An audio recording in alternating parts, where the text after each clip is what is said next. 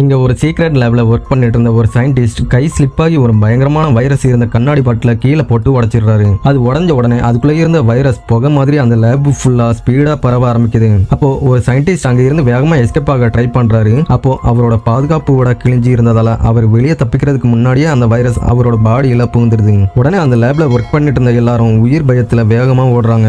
ஏன்னா அந்த வைரஸை கொஞ்சம் சுவாசிச்சாலே உடனே அவங்க ஜோம்பியா மாறிடுவாங்கன்னு அவங்க எல்லாருக்கும் தெரியும். ஆக்சுவலா இந்த லேப் தனியா இருக்கிற ஒரு தீவுல தான் இருக்கும். அங்க இருந்து வெளியே போறதுக்கு ஒரே வழி ஹெலிகாப்டர் மட்டும்தான். ஆனா என்ன பிரச்சனைனா அங்க இருக்கிறதே ஒரே ஒரு ஹெலிகாப்டர் மட்டும்தான். அதுவும் வெயிட் தாங்காதுங்கிறதால நிறைய பேர் ஒரே டைம்ல அதுல ஏறி போக முடியாது. அப்போ அந்த ப்ராஜெக்டோட லீடர் மட்டும் ஹெலிகாப்டர்ல ஏறிட்டு வேற யாரையும் காப்பாற்ற மனசு இல்லாம அங்கேயே விட்டுட்டு போக முடிவு பண்றான். ஹெலிகாப்டரும் அங்க இருந்து கிளம்புது. அப்போ நிறைய சயின்டிஸ்ட் அந்த ப்ராஜெக்டோட லீடர் கிட்ட உயிர் பிச்சை கேட்டு அந்த ஹெலிகாப்டரை பிடிச்சு தொங்கிட்டு இருக்காங்க.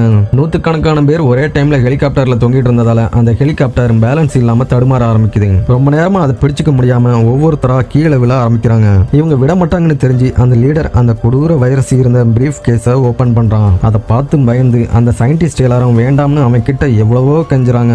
ஆனா அவன் எதையும் கேட்காம இறக்கமே இல்லாம அவன் மட்டும் சேஃப்டி மாஸ்க போட்டுட்டு அவங்க மேல அந்த வைரஸை ஓபன் பண்ணி விட்டுறான். அப்போ அவங்க எல்லாருமே அந்த வைரஸால பாதிக்கப்பட்டு மேல இருந்து கீழே விழுந்துடுறாங்க. கொஞ்ச நேரத்திலே அந்த ஐலாண்ட் முழுக்க பாய்சன் கேஸ் மாதிரி அந்த வைரஸ் பரவிடுது. அந்த ப்ராஜெக்டோட லீடர் எக்ஸ்பெரிமெண்ட் ஃபெயிலியர் ஆயிடுச்சுன்னு அங்க இருந்து கூலா கிளம்பிடுறான். ஆனா அடுத்த நாளே ஒரு பெரிய சுனாமி அந்த தீவை தாக்கி வைரஸால பாதிக்கப்பட்ட நூற்றுக்கணக்கான ஜோம்பிகளை சிட்டிக்குள்ள கொண்டு வந்துருது. இதோட அடுத்த பாட்டுக்காக மறக்காம சப்ஸ்கிரைப் பண்ணிட்டு பார்ட் 2 கமெண்ட் பண்ணுங்க.